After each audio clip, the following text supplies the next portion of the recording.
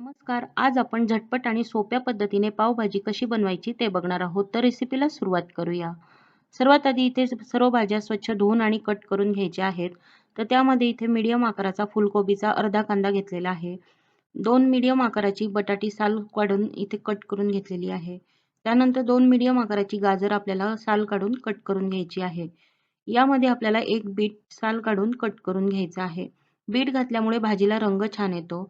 त्यानंतर 2 शिमला मिरची कट करून घेतलेल्या आहेत. अर्धी वाटी मटार घेतलेले आहेत आणि एक वांग यामध्ये घालायचं आहे. वांग घातल्यामुळे भाजीला चव छान येते. तुम्हाला जर आवडत नसेल तर तुम्ही इथे वांग स्किप करू शकता. त्यानंतर आता या सर्व भाज्या आपल्याला कुकरमध्ये शिजवून घ्यायच्या आहेत.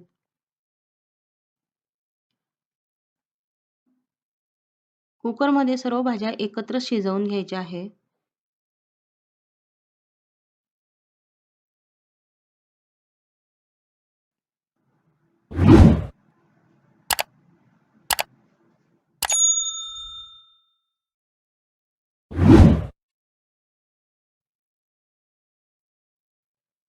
त्यानंतर यामध्ये एक वांग चिरून घालायचं आहे. तुम्हाला जर आवडत नसेल तर तुम्ही नाही घातलं तरी चालेल. पण वांग घातल्यामुळे भाजीला चव खूप छान येते. भाज्या शिजताना इथे 1 ते 1.5 ग्लास पाणी घातलेलं आहे. भाज्यासुद्धा आपलं स्वतःचं पाणी शिजताना सोडतात. त्यामुळे थोडंसं पाणी घालायचं आहे आणि कुकरचं झाकण बंद करून गॅसची फ्लेम मीडियम ठेवायची आहे आणि 3 शिट्या कुकरच्या घ्यायच्या आहेत. भाज्या शिजत आहे तोपर्यंत कढईमध्ये आपण मसाला तयार करून घ्यायचा आहे. तर त्यासाठी इथे आपल्याला थोडं तेल तापवून घ्यायचं आहे. तेल तापल्यानंतर यामध्ये थोडी मटार घालायची आहे. शिजताना सुद्धा आपण मटार घातलेली आहे, पण ती भाज्यांमध्ये मॅश होऊन जातात. म्हणून फोडणी देताना आपल्याला मसाल्यामध्ये थोडी मटार घालायची आहे. त्यानंतर इथे 2 मीडियम आकाराची कांदे कट करून घेतलेली आहेत. लसूण अद्रकची पेस्ट यामध्ये घालायची आहे आणि व्यवस्थित कांदा मऊसर होईपर्यंत आपल्याला परतून घ्यायचा आहे.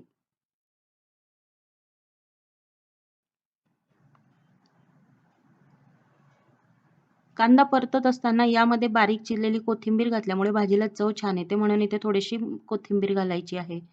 त्यानंतर इथे 2 मोठ्या आकाराची टोमॅटो घ्यायची आहेत, कट करून घ्यायची आहे आणि ती पण तेलामध्ये परतून घ्यायची आहे.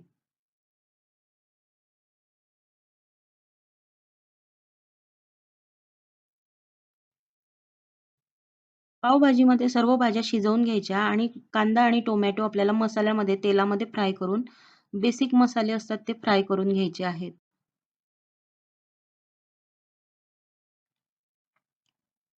त्यानंतर यामध्ये आता पाव चमचा हळद, 1.5 चमचा इथे कांदा लसूण मसाला घेतलेला आहे. याऐवजी तुम्ही तिखट सुद्धा वापरू शकता. कांदा लसूण मसाला इथे तिखट असल्यामुळे मी तिखट टाकणार नाहीये. त्यानंतर अर्धा चमचा गरम मसाला, 1 चमचा धणे जिरे पावडर आणि 1 चमचा इथे आपल्याला पावभाजी मसाला घालायचा आहे. तेलामध्ये मसाले थोडे काही सेकंदासाठी आपल्याला परतून घ्यायचे आहेत. मसाले थोडेसे परतून झाल्यानंतर यामध्ये थोडं पाणी घालायचं म्हणजे मसाले करपत नाही आणि चवसुद्धा छान राहते. इथे मसाला तयार झालेला आहे. त्यानंतर आता कुकरमध्ये भाज्या आपण या पद्धतीने मॅशरने मॅश करून घ्यायच्या आहेत.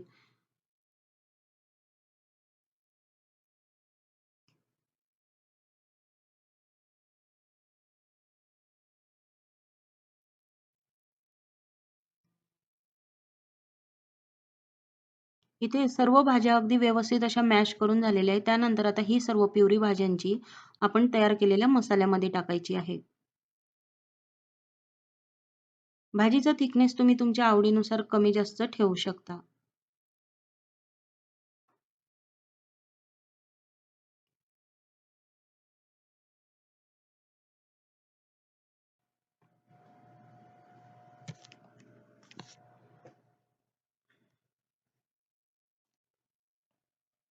त्यानंतर आपल्याला यामध्ये चवीनुसार मीठ घालायचं आहे.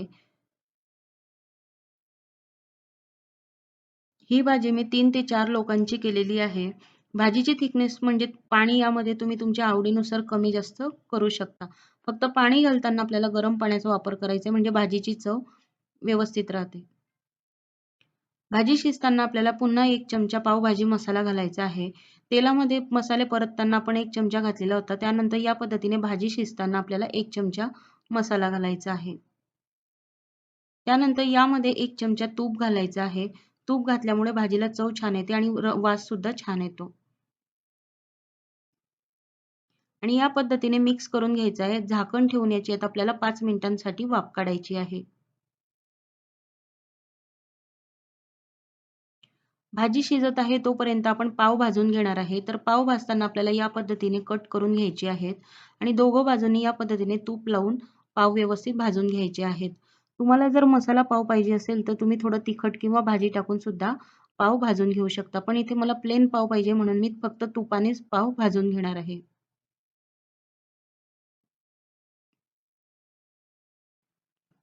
इथे या पद्धतीने सर्व पाव थोडे-थोडे करून आपण भाजून घेणार आहे.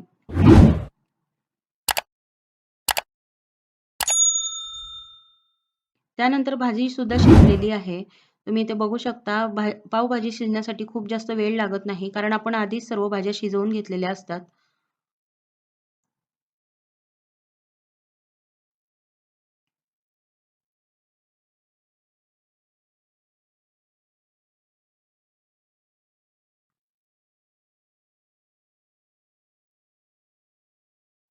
त्यानंतर पाव भाजून झाल्यानंतर या पद्धतीने झाकून ठेवायचे, म्हणजे ते खूप मऊसर आणि सॉफ्ट होतात. तुम्ही जर भाजून वरच ठेवलेले असेल तर ते खूप खूप कडक होतात. म्हणून आपल्याला भाजून या पद्धतीने झाकून ठेवायचे आहेत. त्यानंतर आता पावभाजी सर्व्ह करण्यासाठी इथे आपल्याला पावभाजी ताटामध्ये टाकायची आहे. त्यामध्ये बारीक चिरलेला कांदा तुम्ही वरनं घेऊ शकता आवडीनुसार. थोडंसं बटर घालायचं किंवा तूप घालायचं आहे. लिंबू पिळून तुम्ही या पद्धतीने पावभाजी खाऊ शकता. तर खूप छान झणझणीत आणि खूप चवीला पण खूप छान होते. एकदा नक्की करून बघा. तर आजची रेसिपी तुम्हाला कशी वाटली नक्की सांगा. आवडली असेल तर लाईक करा, शेअर करा आणि अशाच रेसिपी बघण्यासाठी चॅनलला सबस्क्राईब करा. लवकरच भेटूया अशाच नवीन रेसिपीसोबत. धन्यवाद.